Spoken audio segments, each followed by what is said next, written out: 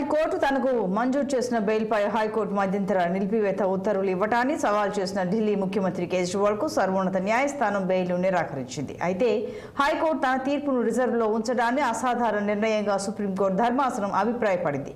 ED పిటిషన్లపై Delhi హైకోర్టులో నేడు తీర్పు వెలువరించనుంది. మధ్యాహ్నం 2:30 తీర్పు వెలువడే అవకాశం ఉంది.